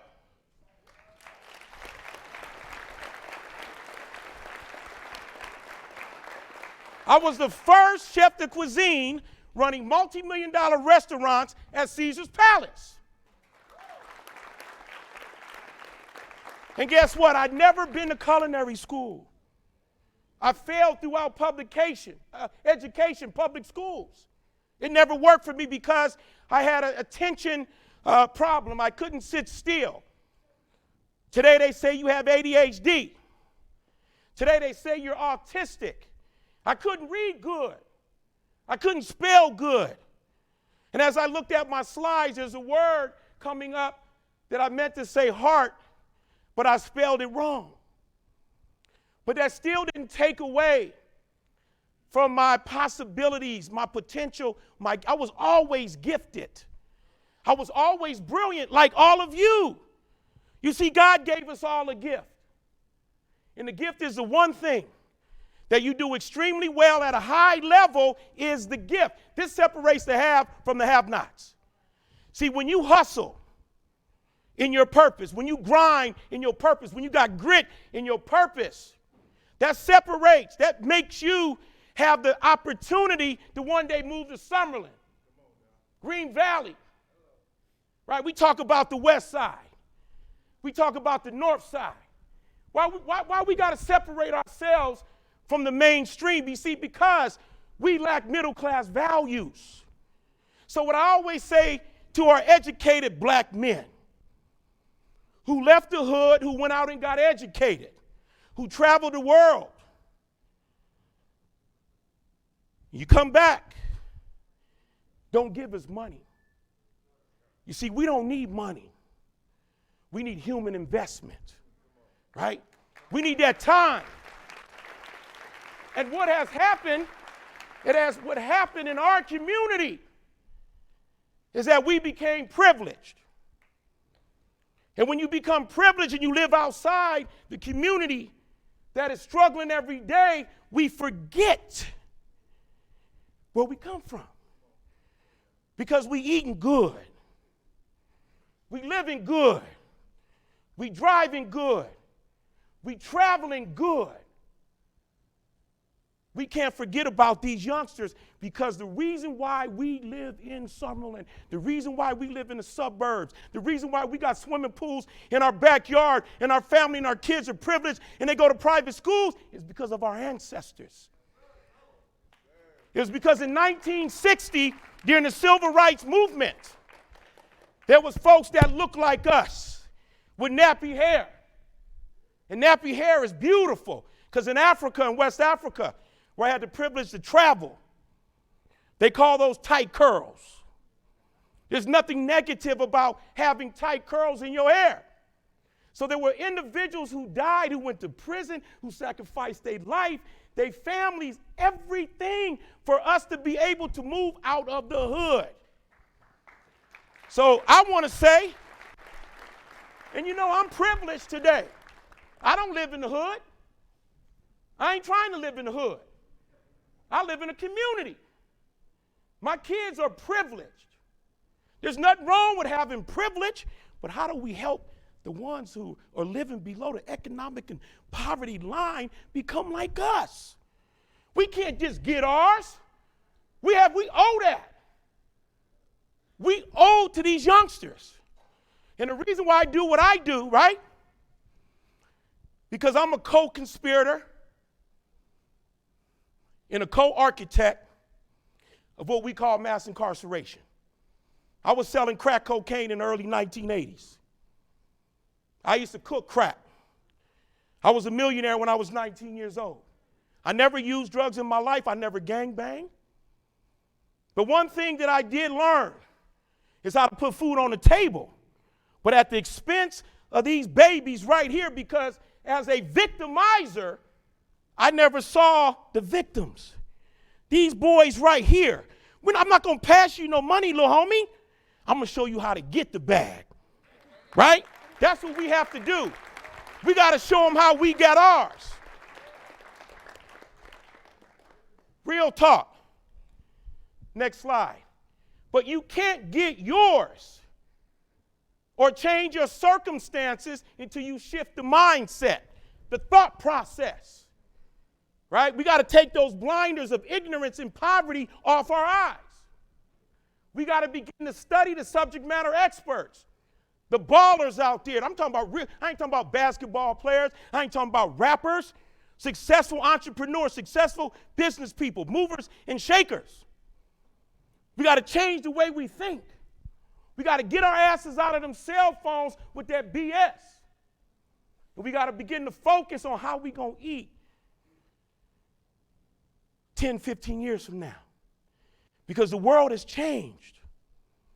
Back when I was young, coming up, everybody was guaranteed a job. Everybody was guaranteed the American dream. The world is moving into a frictionless society. Listen up. It's moving into a frictionless society. Well, what does that mean, homie? That means less humans and more equipment, more computers, more technology. When that dude was up here, the president of Clark County School, mathematics, he just dropped some heavy jewels. Without mathematics and science, it's going to be very difficult to progress in society. The prison system, 2.7 million people are in prisons in this country. 1 out of 4 black males between the ages of 24 and 28 are incarcerated. They build prisons, forecast the building of prisons based on the failure, homie, in Clark County School District. They already know those who are failing, the chances of you becoming criminalized and wind up in the penal system is how they lobby for money to build more prisons for us. I'm trying to keep you out the system. You see, I know what it's like to live in a fucking cage. You know what it feels like to live in a cage? Lockdown. Controlled movement. That's right, controlled movement. Dehumanized. No choices for breakfast, lunch, or dinner. You don't want to experience that, son. For 10 years, I lived in a cage. They locked me up physically, but they never locked my mind up. And the challenge, but there's 2 forms of incarceration. There's physical incarceration and there's mental incarceration, where we as boys and men of color, we lock our minds up. We tell ourselves that we can't live there. We can't get that job. We can't become this. We can't do that because we've been told that. You see, when you grow up in adverse childhood experiences, you experience things that privileged kids never experience. How many of you have had your ass whipped to sleep before? How many of you have had your ass whipped awake before? Cracked in the mouth because your mother's frustrated with you because you are an imagery of the father who never wanted us. So we become byproduct of our environment. Drug dealer babies. I speak on that because of lived experience, because I had a kid when I was a drug dealer. I didn't even know his mama's last name. And I brought that child in the world when I was 17 years old. I didn't know how to father him. I didn't know how to love on him. We talk about love. We don't love because we never seen love work. Love is bigger and deeper than the words. When you love yourself, you invest in yourself. Value systems is huge. They're not teaching that in school. If I had the power to come to the school district, in every school district in this nation, there'll be a criminal justice involvement course mandatory for young black and brown boys that teaches you strategies on not how to go to prison. They ain't teaching that. But the homeboy is, because I know how to get there. We talk about possibilities. We got PhDs and stuff, educated men in here in suits. I ain't hating. Not just in here, but all across this country. You need to take them suits off. You take them tighty-whities off. Come down to the neighborhood. When you get your hair cut, take one of the homies with you. Before you leave the room, get a phone number, take one of these homeboys right here who need a haircut. Let's talk about our young black girls. And that's for the ladies. We're destroying our young black girls. We're exploiting them. Listen up. Anything funny, I'm going to give you the microphone. Ain't nothing I'm saying is funny, son. You need to listen. And she might be the only young lady in here. I only seen one right here. It's a boy. My apology. Listen up. Our young girls, where are our ladies, our women with those value systems? Need to come back in the community. Take these young girls and get a petty manny. Come teach them how to sit in a chair with a skirt on and keep their legs closed. We got to teach these young girls that they don't have to lay on their back to feel valued and validated as a human being. See, I speak on this Because I was tossing them up out there in my days. Why was I tossing up females my age during my days? Because my mama got tossed up. So we duplicate what we repeat what we see, hear, and experience. You see, I know this because I'm on both sides. I get dirty every day. I got tailored suits, custom made, blazers, high-end shoes. I wear all that shit when the time is right. So I know what it's like to be on that high-end side. And I hear the conversations.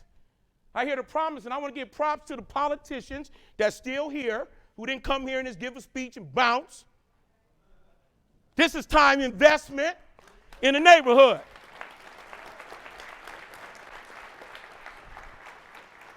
You have the power. You got to have courage. That's the word I messed up. I meant to say heart. So courage is a big word. Sometimes we don't know what courage means. We use the words because that's what we hear. You got to have heart to change. You got to want to change. You got to feel the change. You got to believe that you can achieve and carve out your own version of the American dream. Courage. It takes heart to change your circumstances. And one thing we got they don't have is that we know how to pivot, because we've been pivoting our whole life. Grit. Hustle. Right? We've been hustling our whole life. You know, when we don't have food in the house, we know how to make a fried bologna sandwich on white bread with mustard. We're going to find a way to eat. We're going to find a way to survive. This is why we don't focus on education, because we have too many things on our plate in our mind that privileged kids don't. When you come from privileged America and kids have a mommy and a daddy, they wake up every morning and say, good morning, mother. Good morning, father. There's a hot breakfast downstairs, bacon, eggs, sausage, orange juice, grape juice. There's a bowl of fruit in the middle of the table that they can bounce to school with a piece of fruit. But us, the little homies, is trying to get on the bus quick to get to school to get the free lunch, free breakfast. See, I used to do that. Next slide. Grit. Some of us want to be banging. Smart is the new gangster. Smart is the new gangster. They ain't gang banging no more. If you gang banging and set tripping, you are an idiot. Because you've been tricked. You've been tricked. This is why it's so important with sororities and fraternities to be conscious when we throwing up signs. To be conscious how we rep certain colors. That culture and mindset is very similar to gang culture. So we need to define that, and I ain't knocking nobody. I'm just being 100. Because we're all the same. Even the young white kids in here who come from poverty, the mindset is all the same. It doesn't discriminate.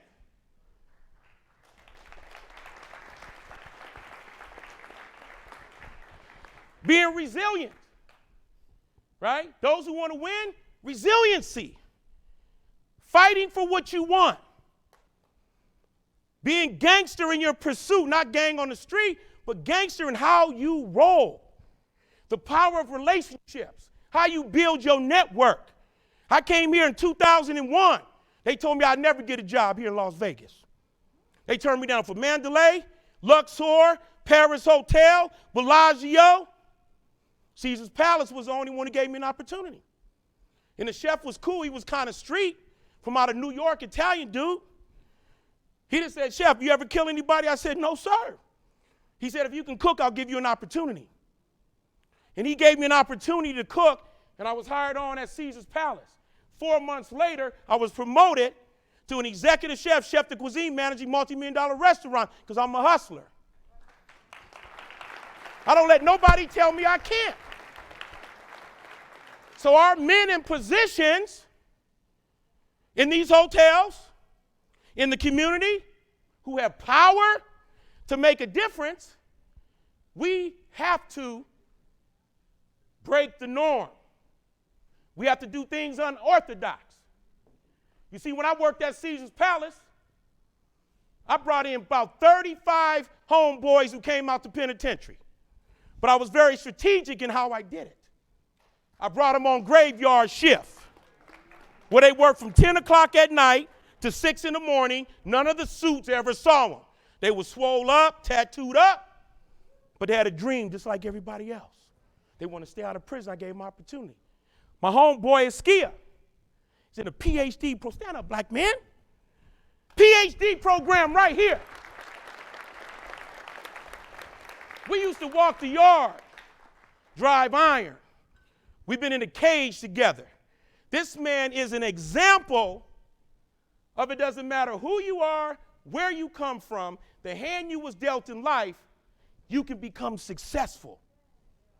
But most for us is that we're going to do it mostly by ourselves. Because people have to start talking about it, stop talking about it, and be about it. My time is coming up. Okay. Can't make excuses. Next slide. Okay. Before I go, I want to add another speaker to the agenda. And I'm sorry that I'm stealing a few more minutes. I haven't stolen anything in over 40 years. But I need to steal 5 minutes because I have my son here.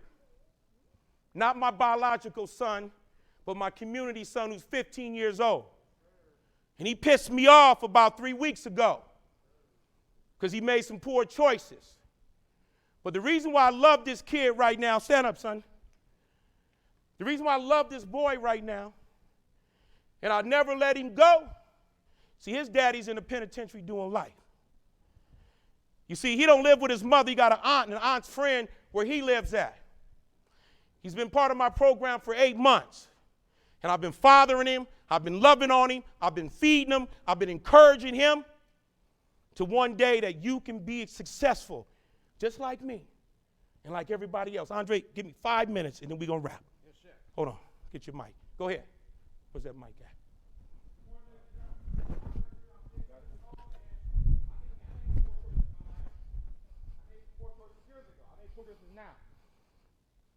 But I'm not going to let them poor choices stop me from doing what I want to do.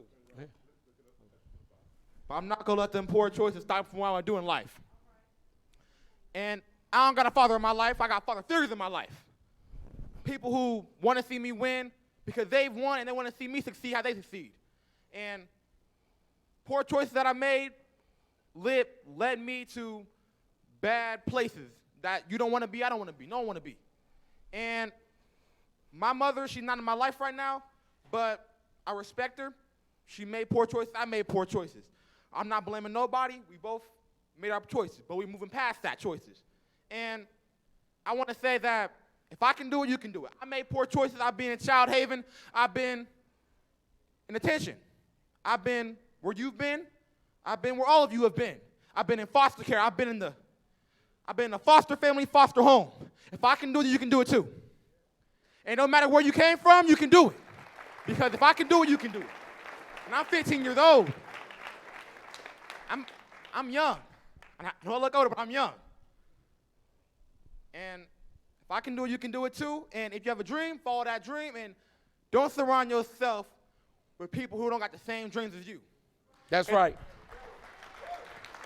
If they don't want to win, don't surround you with them. Be your best friend, your brother, your cousin, your parents. If they don't want to see you win, don't surround yourself with them because they go lose and you go lose with them. But you don't want to lose? Surround yourself with winners and winners mentality because winners will get you win. That's right. Let's go, Andre. And I work with chefs, but I don't want to be a chef when I grow up. I want to be in the Navy, and I want to be a public speaker because I have a passion for this type of stuff. A passion, and I know I made mistakes. I know you made mistakes, but I know we can get past those mistakes because he did. We all can. We will get past it, and we will uprise and be winners together and forever. Thank you very much. Thank you.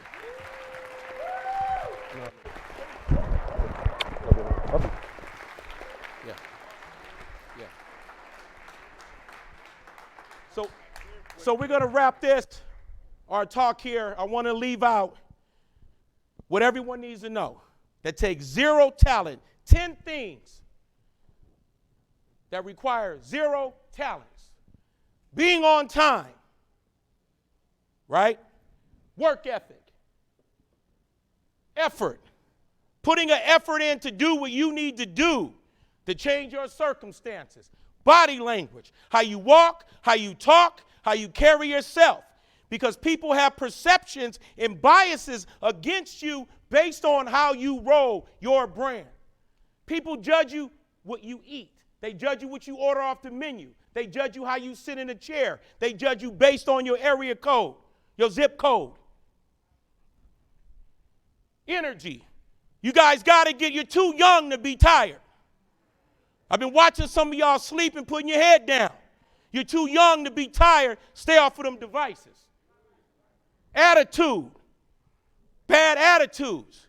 And I get the attitude because all the things that we deal with every day when we're at home. I get that. But we got to focus on that attitude. Passion behind anything that you do. Being coachable. Stop being hard-headed and listen. When somebody's dropping wisdom on you, wisdom is lived experience. Not from a book, but from having those lived experiences. Doing extra. Going the extra mile. They say be to work at 8, you come to work at 7. You get off at 4, you leave at 5. Being prepared for everything that you do in life. So never give up. I know the police is up in here. They was here earlier. I know there's issues between us, the community, and police. But there's some good officers out there. And we ought to be blessed because when I was in prison, we banged against the guards and the police. But I thank God there were police and guards in prison that looked like me because they made sure things didn't happen to us. So it's important that we respect people who keep us safe. Never give up. Don't let nobody ever tell you that you can't carve out your own version of a dream. I'm hanging out all day. I ain't bouncing. Thank you. Chef Jeff. Ho, ho, ho, ho. Chef Jeff. Chef Jeff. Thank you, brother. Brother, that man's beautiful, baby. Chef Jeff. Did y'all get something from that? Anybody get something from that? Thank you, sir. Man. I know, listen, we're over time, but I'm telling you, man, there were so many nuggets that were dropped inside that message that I don't know how you could have, what's going on, brother? I can't, I ain't got my glasses on. But you do what you say, Joel? So real quick, on the table, there's some papers that are in front of you guys. The city of Las Vegas was gracious enough to let us know about some job opportunities. May not be for you all, but for your family members that are here. Y'all take a picture of it and share that with your family members. We have the person that's over HR in the city is here. I saw him earlier. Where is he? There he is. In the back. Make sure that you guys reach out to that gentleman back there. All right. Real quick, listen, you're about to go in your breakout rooms, but I got two $50 bills before I bring up Sheena Judy Mitchell. I've got two $50 bills. Where's Tony Gladney? Where's Tony? Hey, Gladney, I hear you have some money that you matching with my money that for these young people. Stand up, Mr. Gladney. MGM Resorts, Tony Gladney is here with us. Hey, come here, Tone. Real quick. I got too many pockets. Hold on for a minute. I got too many pockets. Where's my? Somebody done robbed me already. Oh, no. I was about to say somebody good as me. I mean, sorry. I got two $50 bills I got to give away real quick before I go. Then I want to introduce Tony. I was walking around, and let me tell you, because Chef Jeff made a great point in terms of giving money away. How much money does somebody think I've given away this morning? Anybody count it? 25? Wait, I'm gonna ask the question again. I want you to listen. Anytime I'm talking, I want you to go deep in the rabbit hole because I'm never talking surface. How much money have I given away today? How much? No, watch this. 0. Wait a minute. Come here real quick. We got to go. We're behind time. Come over here, son. Because why? Because the dude gave you the money back. No, because he gave me the money. You had the wrong answer, but stay right here. Oh, no, I can't do it, y'all, because we ran over time. I didn't give any money away because information equals money. So all I'm teaching you how to do is to attract money. Watch this. Mr. West never gives away money, but information will allow you to what? Attract it. Yes, sir. These are the simple things that made me wealthy, because when I was in poverty, I was chasing. But watch what happened with this young man right here. I was walking around with a booger in my nose. I'll keep it 100, about to bring you somewhere. This young man walked up to me and said, "Excuse me, sir, you have a booger in your nose." Did you say it? I did. He said, "You have a booger in your nose." Now, I've been talking with everybody in this room, and ain't none of you said nothing about the booger in my nose. Okay. Go on, man. What's your name? My name is Donovan Brennan. Donovan Brennan. Round of applause. Real quick. We got to move. Okay. And finally, Anita, where's the young man with the camera? Okay, I'll find him. Don't have him come right now because we're over time. But now I've got, huh? No, he's not that camera. There's another young man. And where's Tony Gladney, real quick? Tone, okay. Hey, Tone, hold on to your money. We'll do it for the afternoon. Oh, you already dropped it like it's hot? You better shut up and keep. Watch this, y'all, real quick. Listen, shut up and keep talking. Watch this. Here's what happens when you're doing good stuff. People start to put money with your money. Wait a minute, did y'all hear me? When you're doing good stuff for other people, people start to put money with your money so you can give away money so the money still keep coming back to you. Are you feeling me? So what's this? Okay, I got to go. Sheena, come take me off the microphone, please. We go into the breakout rooms, but I'm going to give you a secret. They're going to be looking for something in the breakout rooms. That's all I can tell you. So what you want to be able to do is make sure that you are participating, you sitting up. If your homies are talking, do like this. Hold up, homie. Shh. You in my money right now. Just do them like this real quick. Just. Right, y'all got to move? Y'all got to move? That's the move. You ain't hurting his feelings. Just you in my money right now, homie. Just you can be broke, but I'm trying to date Elisa, and she like a dude who got some. Okay, come on, Sheena. Tell them some people. All right. I hope you all have been empowered thus far. We are going to go into our breakout sessions. We are super behind time. So look on your badges. There should be a number on your badge. Unless you're in the theater, it'll say theater. The theater is downstairs. We do have individuals that are going to lead you to where you are going. Jared Reyes back there, he has his hand up. He will be taking you downstairs to the theater. Adriana, she'll be taking you. I'll tell you where she's taking you as soon as I tell you. So if you are in the theater, stand and please follow Jared. His hand is up back there. Try to do it as fast as possible so that we don't have groups just crowded. Yeah, and we can get it. And go to room. Okay, we'll get you signed in. Go to room 222, both of you. If you have room 222 on your badge, follow Adriana at the back. Adriana, raise your hand. 222, Adriana, the pretty young lady at the back with her hand up. The theater is downstairs. Jared Reyes will take you. His hand was up. If you are with Jay Barnett, he's in room 219. Tara Manor. Where is Tara? 219 is also out the doors to the right. Stephen Ramiro's room is 224. If you have 224, out the doors to the right. Captain Young is room 211. Out the doors to the right. Sean Torrey is room 213. Jack Martin is room 207. Malachi Williams is 222. 211 is Captain Young. He's right behind you. Mm-hmm. Y'all go him. Yeah, room